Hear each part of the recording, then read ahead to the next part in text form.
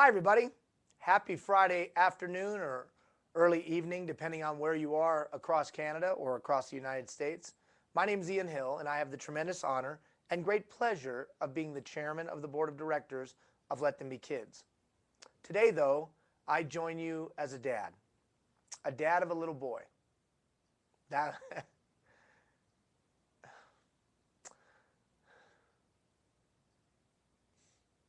that little boy's name is Kian. Kian is a wonderful 6-year-old little boy. He is talented and smart and engaging and funny and witty. And he's also challenged with a barrier. That barrier is called autism. You see, my son Kian, like a lot of young people, has a complex and difficult challenge. He falls on the autism disorder spectrum. So today I'm joining you as a dad and as a family member that's affected by autism. Let Them Be Kids is a volunteer-driven, nonprofit, community-based organization. And in Canada, we've helped support over 140, almost now I guess 160 projects all across the country. And we've done projects as far away as Africa. We're doing a project in Ghana this year. And as a volunteer-driven organization, I'm a volunteer, everybody involved is a volunteer. We try to do the best we can with what we have. When my family was affected with this challenge of autism, when Kian got his diagnosis, we made a commitment that we would do what we could. We believe in that Helen Keller poem, I am only one, but I am one. I can't do everything, but I can do something. That which I can do, I ought to do, and that which I ought to do, I will do. So one of the things that my family and I, and one of the things that our Let Them Be Kids family determined that we were going to do what we could to help families and kids, communities, take on this challenge called autism. We've supported the building of playgrounds that would have special focus on those young people that would have developmental delays. And we've helped focus on the starting of aquatics programs in both the United States and Canada. Adaptive swim programs that were specialized in teaching those affected on the spectrum, those affected who are on the spectrum, learn how to swim, or water safety. You know, it is the #1 cause of death amongst those affected with autism. Drowning is the #1 cause of death. So we made a decision as an organization that we would do what we could with what we have. There's an old proverb that says, silver and gold I do not have, but what I have I freely give. And so starting this month, the month of May, and for the coming months, as long as we can do it, we're going to be offering up this training every month. And we're going to be offering up experts from various fields that will give us insight of how we can use play. Today we're going to talk about getting ready for play and getting your kid prepared for play. And whether you're getting your kid ready because you're a parent or a caregiver, or you're getting your kid ready because you're a teacher or a recreation professional, or you're just an interested party, getting your kid ready for play. And those of you that are affected by this challenge of autism, you know exactly what I mean. You gotta get your kiddo ready, man. Because it ain't just out the door, go do an activity. You gotta get your kiddo ready. And in the coming months, we'll talk about playgrounds and playground designs. We'll talk about how to use various aspects of a playground for engagement. And we'll talk about a whole other stuff. And we got all kinds of experts lined up over the coming months. And it'll be very, very cool. And then on this play.ltbk.ca website, we'll archive all of this information. And you'll be able to come back and visit it. And we're giving this for free. Why? Because silver and gold I do not have, but what we have we freely give. And I think my daughter Nia said it best a number of months ago when Kian first got his official medical diagnosis. We had 7 different specialists that evaluated him all at once, and it came back that Kian was classically autistic. And they gave us the whole rundown, right? We're sitting talking as a family, and little Nia, 10 years old, said, "Daddy, autism picked the wrong family to screw with." And then she apologized for using the term screw. How does my 10-year-old know that? And so this is part of that. Autism picked the wrong family. Autism picked the wrong family, not just the Hill family, the family, the Let Them Be Kids family. Every child deserves a right to play, no exceptions. And if you're familiar with this thing, if you've faced the challenge in a real and profound way, then you know that a trip to the park, a trip to the pool, a trip to play can be a major challenge.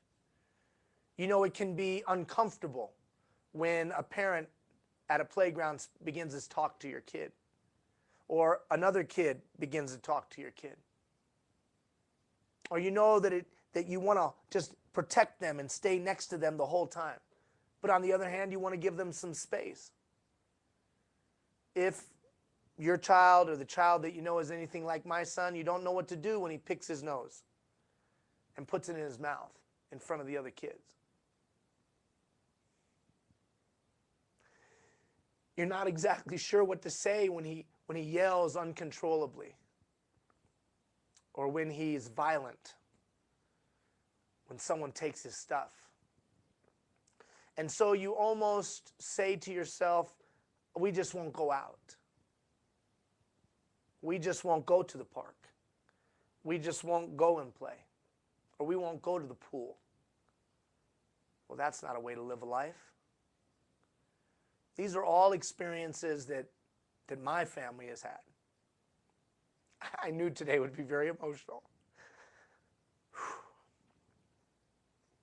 And so we set out to research. We set out to gain information. We set out to go find, what do you do? How do you start? Where do you go? How do you begin the process of introducing play to this young person? And what we came to find in our research, and we came to find in talking with people, and we came to find, was that you could actually use play as an intervention. And there's a lot of established interventions, ABA therapy and all kinds of, and then there's emerging interventions, you know, equine therapy and others, music therapy, and there's all kinds of emerging therapies. So there's established, proven, quantified therapies that are accepted by professionals all around the world. Then there's emerging therapies and interventions. And then there are those that are starting even before, you know, they're just beginning. They're not at the emerging phase yet. And I would say play is one of those. How do we use play to reach a kid on the spectrum? How do we use play to engage that young person? How do we use play to bring out that young person? That's what we're going to talk about in the coming months. Now, if you're a professional, educator, recreation professional, there's going to be tips and tools for you. If you're a parent, there's going to be tips and tools for you. Now, we'll be using examples for both. But the concepts will hold true whether you're running a recreation department in a small rural community, or you're a teacher at a school, or you're a caregiver, grandparent, parent. How do we use play to engage this kiddo? And how do we use it to bring them out? And how do we use it for social development? How do we use it for creative development? How do we even use it for communication development? So in the coming months, we're going to talk that out. But before we can ever talk about that, we got to talk about getting ready to play. And Jeff, make sure you keep me on time now, because I don't want to ramble on. So getting ready for play. What are the steps that we have to take to prepare the child for the play opportunities? What do we have to do to set the stage for a positive experience? You know in your experience, and I know in mine, that it is key to set the stage for a positive experience. It is key to prepare the young person for what is going to happen and what might happen. That is a fundamental piece of having a positive experience. So in our research, we came to the doorstep of a young lady, she'd appreciate that I said young lady, named Dawn Llewellyn. She's out of the state of Florida. She happens to be focused on adaptive play. Long-time recreation and parks professional, long-time aquatics professional, long-time advocate for those who have physical challenges, who have mental challenges, and who have invisible barriers. Physical barriers, mental barrier, and invisible barriers. And she is a recognized professional in the field. And when we came to her doorstep, she said, Ian, does your son enjoy his iPad? Or do you have some kind of technology tool that you use with your son? And I said, ironically, yes. Yes.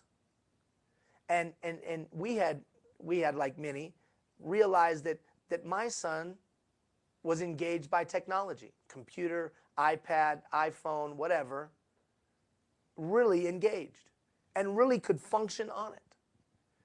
And maybe you have a child or you know of a child that likes, Thomas the Train video or some other video, really like it, really are drawn to it.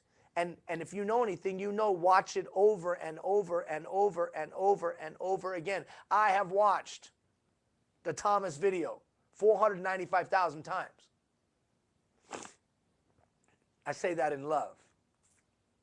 So what Dawn said to me, she said, one of the things you can do to prepare your child for play, to get the context set up for success, is utilize that love for video and audio and technology and combine it with a tool called a social guide. I said, a social guide? What does that mean? What are you talking about? And she turned me on to this incredible tool called a social guide. And basically, it's a story that we take the young person through that prepares them for a social experience. You'll see on the website that we've posted some examples, and we're going to go through them in just a moment. Now, the examples that we've posted are PowerPoint, which means you could adapt them to your specific situation. The idea here is to set the young person up for success so they know what they're going to expect. Sequential linear thinkers like to take things in small bites. That's what we're dealing with, right? So we're going to set that kid up for success, or that individual affected with the autism spectrum, on the autism spectrum. We're going to set them up for success. We're going to get them ready for play by using the social guide approach, by giving some insight to them of what they can expect. Now, the example that we're going to show in just a moment is getting ready to go to the pool. But you could use the same example for getting ready to go and play. Also, this afternoon, we're going to talk about a friend or playing a game or asking someone to play. We've given you 4 good examples. We've given you how to go to the pool, which could also be how to go to the park, how to ask someone to play, how to play a game, how to deal with winning and losing. Now, here's the thing. That 4th one would not affect my son. My son is not ready to talk about winning and losing. He's not at that place yet. But he is at a place where we can talk about how to ask someone else to play. So all of these young people are at different places along the way, right? You know that and I know that. but the concepts hold true. We're preparing the young person to play. Now, the next time we talk, we're going to talk about what to do when to get there, what equipment to look for, and we'll be talking to some experts along those lines and how to use various pieces of equipment for various development and how to play certain games. But for today, we're talking about how to prepare. Now, I'm going to use the pool because it's such a tangible example, but it could be the park. It could be the park. So the way that this social guide works is it's slide-based or picture-based and text. Picture and text, picture and text. A couple of different ways that you could use it. You could use it and you could read to the young person. You could read it to the young person, showing the page, reading like a storybook. For us, more effective on an iPad with some music, sliding through. If you really wanted to get in depth, you could take the PowerPoint presentation, you could add your own voice, right? It's simple to do. You just go into PowerPoint, you add narration, you use just your regular microphone on your laptop. You could even include the young person's name, as you'll see in a moment. You could even customize it by taking pictures of the place that you're going to go and dropping it in. But I would encourage you, leave the verbiage alone. The verbiage that you're accessing, thanks to Miss Llewellyn, and we really appreciate, Dawn, you doing this for us. The verbiage that you're going to see is specific, and the words that are chosen and the sequence of the words are more advantageous and more easily assimilated by kids who are on the spectrum. So what I would encourage you not to change the words, but the images, the pictures, make them more relevant to your situation. So pictures of your pool, let's say, at your local municipality or local arena or whatever, or your park, or your car seat, or whatever it might be. Customize it. So we tell them a story of what's going to be. We're setting them up for success. And maybe we're doing it 2 and 3 and 4 times before we ever go and play, or we ever go to the pool. So let's start with the guide to going to the pool, Jeff. So you'll see it here. Going to the pool.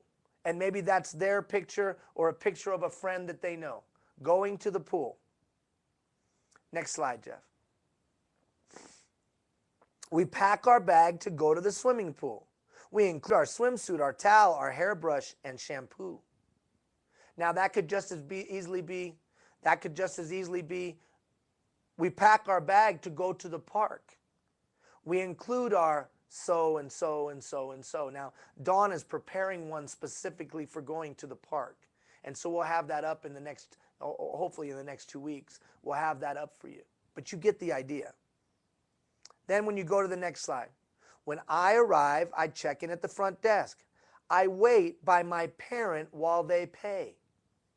Key, right? I wait by my parent while they pay. We're establishing the expectation. We're clarifying what we want them to do. And we're repeating it in a sing-song approach, right? Sing-song approach. When I arrive, I check in at the front desk. I wait by my parent while they pay. And we could add, and Dawn will add for us the appropriate verbiage. Then I go with my parents to get dressed in the locker room. We take our bag and clothes out to the pool with us. The locker room may be noisy. The locker room may be noisy. This is my son. Right? Sensory challenges. He won't go into that situation because of the noise. So we're preparing. So if this was a park situation, we might articulate. And we'll see Dawn's examples in the coming days. I shower with my swimsuit on before I get into the pool. I wait for my teacher or parent before I get to the pool. They will read the safety rules to me. I will try to listen. I will try to remember. Right? I will try. I will try. I will try. I will try. We're clarifying the expectation. We're giving them some insight into what they can see. Now, imagine if the images that you chose were specific to where they were going.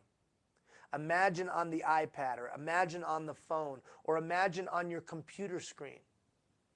Imagine them seeing where they're going to be going. Maybe they even see their own picture, or they see a picture of their brother or sister where you're going to be going. Does this take a little bit of legwork? Of course it takes a little bit of legwork. Now, if you're a teacher, you can utilize this same approach. Now, some of you are professionals. You've been utilizing this approach, perhaps. And so bear with us as we bring others along, right? Bear with us as we bring others along to a better understanding. I will try to be safe when I'm at the pool. Many people are at the pool. Sometimes it is loud. That's okay. Many people are at the pool. Sometimes it is loud. That's okay, right? That's okay. Reassurance. Many people at the park. It can be loud. That's okay. Or many different kids at the park. I may not know them. That's okay. So again, that reassurance. We'll move through this fairly quickly.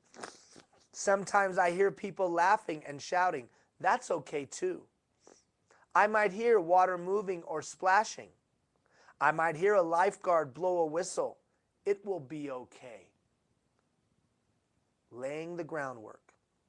I will only get in the water with an adult. It feels warm. It feels wet. For those young people, or for those on the spectrum that have, sensory challenges, the wetness. I know with my son, he loves to be in the water, but as soon as he steps out of the pool, he takes his shorts off, which, when we're at a public pool, can be a little embarrassing. Well, you know what it is? He doesn't like that wet on the shorts, that sense, right? He doesn't like that tactile. He has challenges so he takes the shorts off right away. He wants them off. And so we had to walk him through this. It does feel warm. It does feel wet.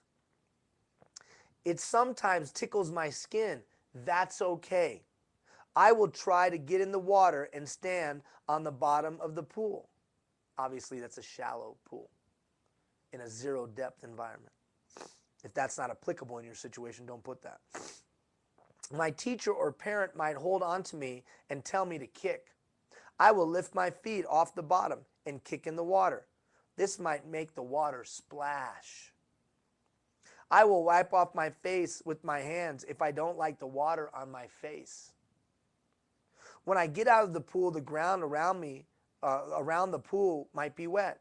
The water might make the ground slippery. I will make sure to walk so I don't fall down. I can dry off with a towel. I can then go to the locker room to change into dry clothes. No changing clothes on the pool deck, Kian. Right? No taking off those shorts on the pool deck. There are a lot of things to hear at the pool. There are a lot of things to see at the pool. There are a lot of things to feel at the pool. I will have fun at the pool. Now, what you can do with that simple social guide, right? It's a social guide. It's a guide to how they act socially, is you can customize that. Taking the PowerPoint that we put up there for you and customizing it to your pool experience or your playground experience. And I'm sorry that we don't have the playground one up yet. John's working on it, and she'll have it for us.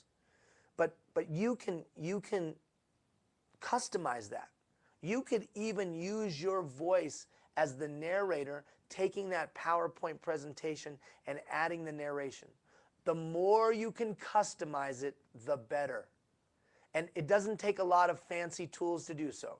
You have the PowerPoint now. You go take a couple of digital pictures. You drop those digital pictures in strategically. You narrate the verbiage utilizing the PowerPoint narration, right? It's right in there, Jeff, isn't it?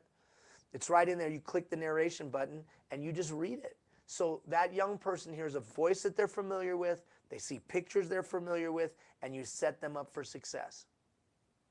So we're getting them ready for play. We're preparing them for the play dynamic. All right, let's look at another one. Let's go to guide to playing a game. Guide to playing a game. Guide to playing a game. So playing a game. So we got to teach kids how to play a game. Playing games are fun. There are all sorts of games. Sometimes you play board games when you move a token around a board. Sometimes you play chase games. Games with balls are fun. A lot of kids like to play video games. When I play a game with my friends, it is important to know the rules before we start. And maybe you have a picture of that young person's friends. When we are ready, we should decide who will go first, then take turns. When you play a game with someone or on a team, someone will be a winner of the game. I will not always win the game. That's okay. So very simple, just 6 slides. But again, the idea here of preparing the young person. Now you might be in a rural school. So many of the communities that we support across Let Them Be Kids are rural communities. A lot of times they're all grade schools. In other words, they have K or 1 through 12. And you have a kid, that young person on the spectrum. But nobody on staff is necessarily a certified. These are great tools for you to utilize to help that kid prepare, help that kid be ready. Now more and more schools are accessing resources and tools. And certainly this isn't the beginning nor the end. And in the coming weeks and months, we will continue to post more links, and we will continue to post more information on this website where you can access from experts from various fields. But this is a very practical 6 slides. Now, if you go through the slides, pull up the second slide, Jeff, if you would, please. Third slide, sorry. That image that's in the middle could be your playground at your schoolyard, or it could be your gymnasium, or it could be your play area at the daycare, at the wherever, at the local park. As much as you can customize these, we strongly encourage you to do so. I want to do one more. We'll let them do how to do winning and losing on their own. But asking someone to play. Asking someone to play. So, obviously socialization is a big deal. Obviously getting my kid, your kid, or the kids that we love to interact is a big deal. I know it's taken months now, but for the first time 2 Thursdays ago, my son had meaningful interactive play with others. My son had meaningful interactive play with others. And that's a testament to the teachers and the professionals, to his mom, working so diligently to help him. So this is the beginning step of that. We're introducing, asking someone to play. So asking someone to play. My name is Kian, let's say, and I love to play with other kids. At camp, there are a lot of kids I can play with, or at school, or at the park, or whatever. You fill in your blank. Maybe this is a picture of you and your child. When I want to play with someone, I need to follow these steps. First, I look at the person's face. Next, I say their name to get their attention. Hi, fill in the blank. I wait for the person to look back at me. Then I say, can I play with you? Or will you play with me? If the person says yes, then I get to play with the person. If the person says no, it's okay. I'll go ask someone else to play. I can make friends and feel good when I ask someone to play with me the correct way. Simple, basic, absolutely. But I'm going to tell you right now, preparing the kid for success. Now, of course, every single young person are in different places. Every single young person are in different aspects, in different places along the spectrum. This is going to be more effective, less effective, depending on the child and where they're at on the spectrum. But the concepts hold true. Preparing the young person for what they can expect, preparing the young person so they know and when they can transition, so to set up their transition. It's not always going to go perfect every single time, for sure. It is just not going to go perfect every single time. But these are some tools that you can use to mitigate the risk and increase the likelihood that we're ready to play. Now I want to go through some tips, and we've posted them there on the website. Here's some activity and opportunities at your neighborhood playground. Always look for, and this is to parents and caregivers, it's not as applicable in a school setting. Always look for playground with fencing surrounding the play area that makes sure they have working latches. I just read about, tragically, down in the States, I read about two children, an older brother and a little sister, 9-year-old little sister, and they were playing. I believe it was at a local park. The boy ran because the older brother ran because there was a bee. When he came back, just moments later, little sister was gone. And they couldn't find little sister. Tragically, they found little sister 4 days later, dead, in a stream because she had drowned. Two things at play here. One, if that park had, or if the parents had made sure that there was a park with fencing, with working latches, it would not have happened.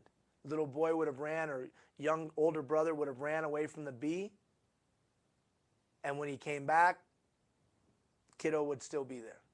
And then, of course, the importance of water safety programs for our loved ones and our young people that we cherish so much who are on the spectrum. This always allows children who wander to play more freely and parents to loosen the reins. Parents to loosen the reins. So it's that fine balance. So we only go to park settings where there's fences. No fences, we don't go. It's that simple. Because I want to be able to have that disengagement of my son. I want him to be able to play, but I also want to know that he's not going to run off into a street or take off after the next shiny object. Keep him in that setting. Defined spaces allows knowing boundaries. Open fields say, I can go anywhere to a child with autism. Look at that last sentence. Defined spaces allow knowing boundaries. Open fields say, I can go anywhere to a child with autism. If children utilize pictures or other communication devices, bring painter's tape with you and do scavenger hunts with those cards on the playground or at the play area. This will allow the children to become interactive with others utilizing the playground and provide social skill development and opportunity, developmental opportunity. So think about that, you know, like we're doing a lot of word games with our son now on cards. And so taking those cards, putting them in the different parts of the playground and asking him to go find dog. And then he runs and he goes, finds dog on the slide or whatever and brings it back.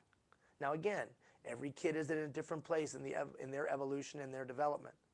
But here's an idea of how you can use your local park and your local playground as an opportunity for development. Have a game plan. This is very important, especially for parents. Have a game plan on how you will answer questions about your children or your child or your participant to others playing at the same time. What are you going to say? Remember, you can provide education without divulging diagnosis, and know that educating others, you create acceptance, advocates, and fewer bullies. Can you explain? What do you say? Like when you go to a restaurant or when you're in the grocery store. We had a situation a number of months ago where our son took off all his clothes at school and ran through the school. So a 5-year-old at the time, he was 5, running through the school naked. See, he was in his PE class with his aide, and he just decided to take off his pants, and then he quickly took off his shirt, and then he started running through the school. Which, I guess, in a way, you could chuckle, but you know that that's devastating, all the kids seeing him naked. So how do we as caregivers, parents, adults, how do we explain? What words do we use? Or do we turtle and we just want to run away and everyone's looking at me and everyone's staring at my family? Or do we use it as an opportunity to educate? Do we use it as an opportunity to understand, to help others to understand? Do we use it as an opportunity? Well, being prepared for the question we know is coming makes us more confident to just say, you know what? My son is on the autism spectrum, and he might not talk to your child. Or I say, my son doesn't speak, but that doesn't mean he doesn't care. Or when a little boy walks up to my son and says to my son, you know, do you want to play or can I play with that? I sometimes say, you know what? He just likes to play in his own thing. And maybe he'll play with you. So what do you say to the parent? What do you say to the kids? Be prepared. Don't be intimidated. Musical instruments allow for sensory integration and reciprocating play opportunities. So maybe you take the little tambourine to the park. Maybe you take the little horn to the park. Maybe you take the train whistle, that's what Kian likes, to the park. We know that accessibility standards are improving, and not just for physical challenges, but due to the tactile. So tactile opportunities. So the various kinds of accessible ground coverings for those that have heightened senses and sensory challenges, those ground coverings can be an opportunity. So you want to look at where they tend to go first and where they avoid. And you can probably figure out what that kid is okay with and not. Kian does not like walking on bare feet grass, but he does like wood chips. So you can see, you can sense that. Make a note of that, especially if you're a teacher who's not necessarily professionally trained, but you can pick up some of these, you can pick up some of this insight. So the game of tag we know has been around forever. But the tag in the eyes of a child with autism is slightly more complex. First, we show the child how to properly tag someone with the tap of a finger, repeating back and forth several times for practice, right? Repeating back and forth. Then explain the process of how one wins and loses with grace. Social guides can help with this. I've already given you a social guide of how to deal with winning and losing. Explain in 1 or 2 step processes. Anything beyond that, and your game of tag becomes a game of tackle. So remember, reciprocating, teach the reciprocating movements, and to help develop, teach so you can develop reciprocating play, right? Back and forth. When playing a new game or learning a new sports skill, understand that reciprocating motion is difficult for children with autism to understand. Break skills down into simple steps. Show visually and verbally. Picture cards are helpful when placed on the ground. So you can take and laminate some of those picture cards and place them on the ground to help them to better understand. Now in the coming weeks, or in the coming months, because we want to do this once a month, we're going to have a couple of experts on to talk to you that are educators about how to really use this in a PE environment or in a recess environment. We'll talk about it in more depth, but we're just introducing the concept. Obviously, playground participation allows to increase in physical activity, increase gross motor, coordination, skill development, sensory integration, and a lot more, right? Here's for parents. Don't be the chatty Cathy at the playground. Interact with the child and enjoy the opportunity, whatever it may bring you. You might just hear a child say their first words. Now I know, because I've done it.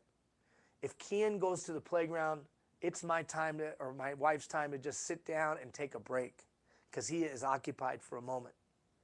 The challenge is that we might miss the opportunity to use the play for engagement.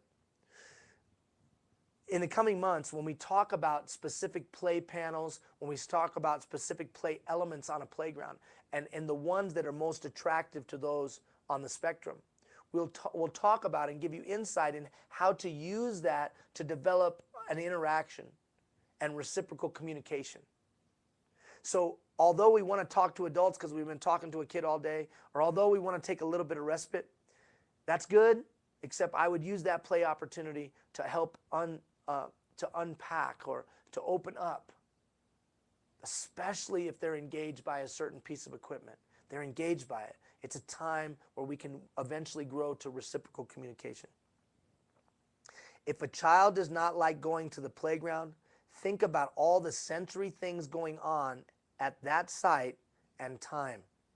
Sometimes less busy allows for movement and play, while busier allows for more social interaction and opportunity. So think of it sequentially. I've set them up for success, or I've prepared them, I've prepared them with the social guide because it has specific pictures of that specific park, that specific place, and our car, and the parking lot, and all of that. I've set them up for success. Well, Ian, could I just go take a video of it? Sure, we've done that. We've just taken a video, take the iPad and do the video and then show them the video before we go to the Sunday school class, or before we go to the new room, or before we go to the new place. We've done that before. And then we show it to them. Like the first time he went to his new classroom, we took a picture, we took video of the teacher, we took video of the aide, we took video of walking up to the room, and then we did a little voiceover over it, and we explained, here's where you're going to go in a couple weeks, and here's Miss Freitas, and here's Miss Lisa, and he got to watch it over and over and over again. And they went, hi, Kian, hi, Kian. So that was just, and how much did that cost us? It cost us nothing. It cost us our iPhone video or iPad video. That was it. And then he watched it over and over again. So you can do the same thing with the park. If you want to just do the video, you don't like these social guys, you want to just do the video, it'd take 10 minutes. But think about the time that you're going there. We know that our kids, your kids, the ones that we love, need to play. We know they need to play. But if they don't like going to the playground, let's do what we can to set them up for success by giving them that introduction. And then maybe you just pull into the parking lot. Maybe you just pull into the parking lot. So it's those little victories that you know and I know about, especially those of us that are parents. And you got to be willing to stick that out. It may not work the first time, the 8th time, the 12th time. But you know and I know, intuitively we know we got to get them out on that playground for the physical development that we articulated a moment ago, for the cognitive development, the sensory development, and the social interaction. So that's what today was about. Today was really about getting ready to play and planting some seeds, planting some ideas to get ready to play. Now, when we wrap up here, I'm going to be in the chat box there, and I'll answer questions or give you some insight. And in the future, when we have experts, you'll be able to ask the questions. You'll be able to ask the questions. Now look, we're by no means experts at this. But what we're trying to do is go and find as much information as we possibly can and then bring it to you. And we thank Miss Llewellyn. She unfortunately couldn't be with us today. I'm sure she'll be with us in the future. We thank Miss Llewellyn for introducing these concepts to us, for providing us these social guides, and giving us these tips. Now, what do we have to look forward to the next time we talk? The next time we talk, we're going to talk about equipment. We're going to talk about equipment at your local park or on your school yard playground, and what it can do, and what are the developmental aspects of each one of those pieces of equipment, and how you can use them to develop certain aspects of the child, whether it be sensory, whether it be physical, whether it be emotional, whether it be creative. How can we take our local park and make it a therapeutic tool? How can we do that? That'll be the next thing that we talk about. Today, get ready for play. Next time, how do we use those tools? And then in the future, we'll be talking about designing and equipment and what's best out there. Now, if you have a topic that you'd like us to cover, you can just tell me in the chat box, or you can always email us at info@ltbk.ca, info@ltbk.ca. Well, Ian, I have information. I have tons of great information. info@ltbk.ca will get you on this broadcast. You can join us. We just want to get as much information out as we possibly can. Friends that couldn't join us today, no problems. This will be archived and up in minutes, literally available in minutes. We've come to the end of our time, I think, Jeff. We've come to the end of our time.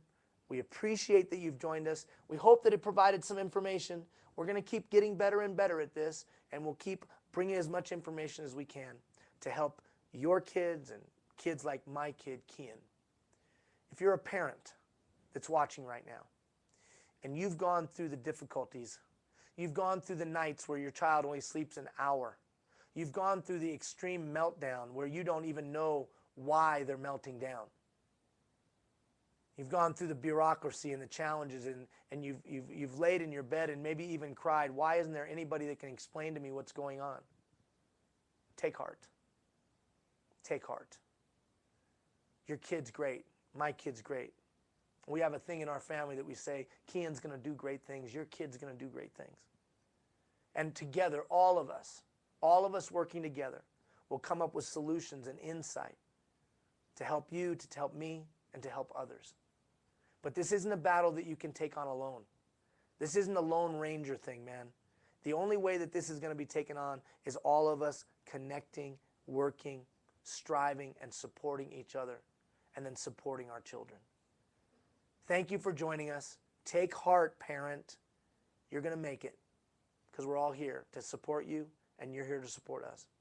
We look forward to talking to you a month from now. You'll see the posting on the Let Them Be Kids Facebook page. Again, if you have anything to send us, info@ltbk.ca. I'll be in the chat box for the next few minutes answering any questions. Take care, everybody. Have a great long holiday weekend if you're in Canada. For those of you that's joined us, you'll have your holiday weekend in a week, all right? Take care, everybody. Bye-bye.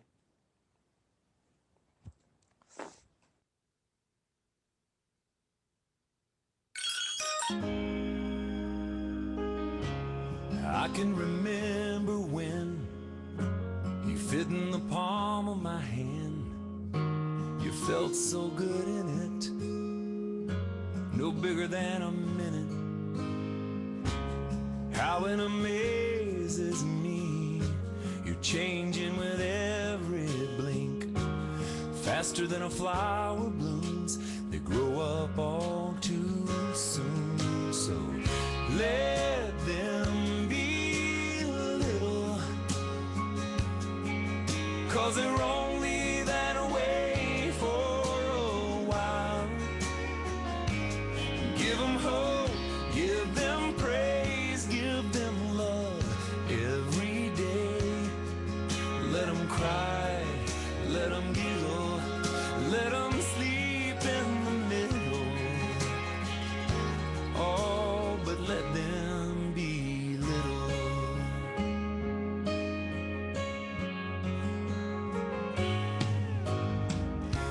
I never felt so much in one little tender touch. I live for those kisses, your prayers and your wishes. And now you're teaching me how only a child can see. Tonight while we're on our knees, all I ask is please let them be little, 'cause they're only that way for a while. Give them hope, give them praise, give them love every day. Let them cry, let them giggle, let them sleep in the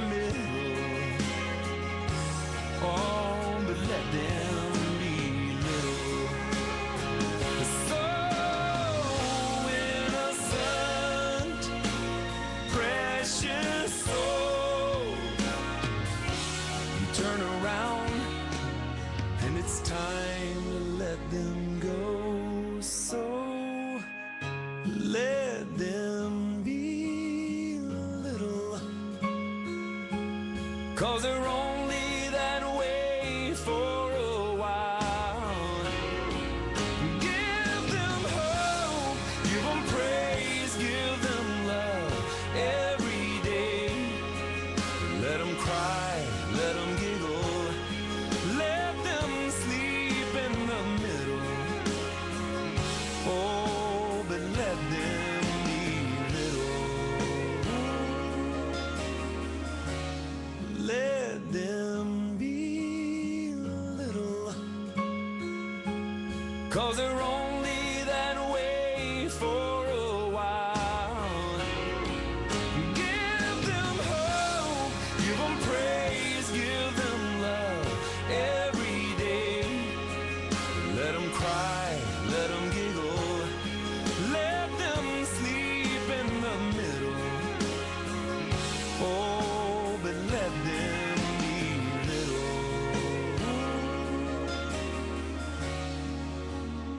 Let them be little.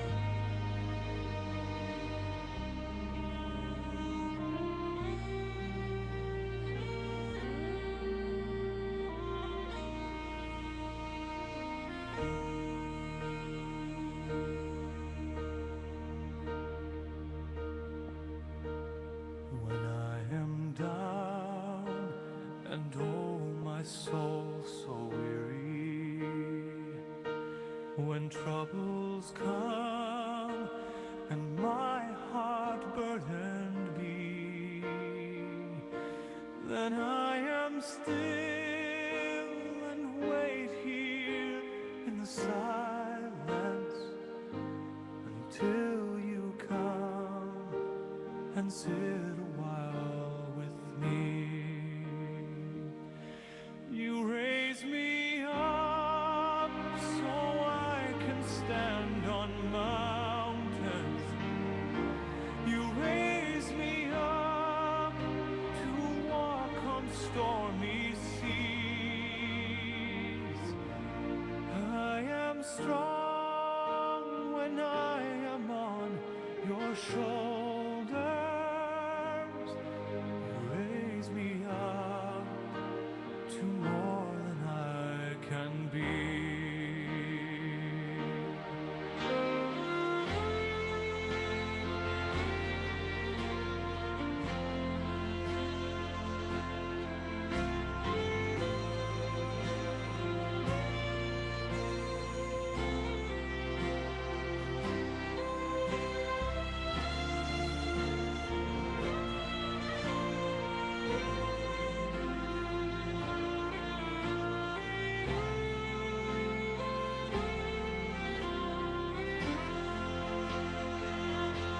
You raise me up so I can stand on mountains. You raise me up to walk on stormy seas. I am strong when I am on your shoulders. You raise me up to more than I can be.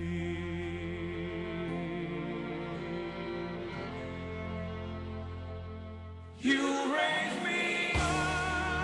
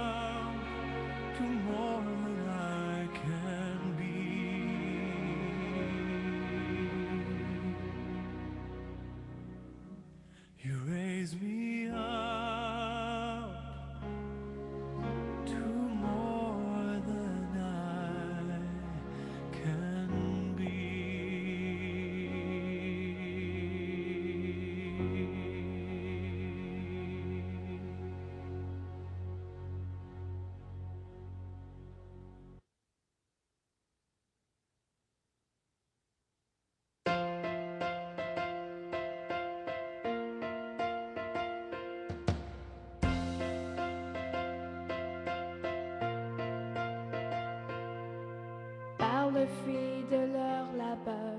Missionnaires et fondateurs ont donné droit à une foi imprégnée de francophonie.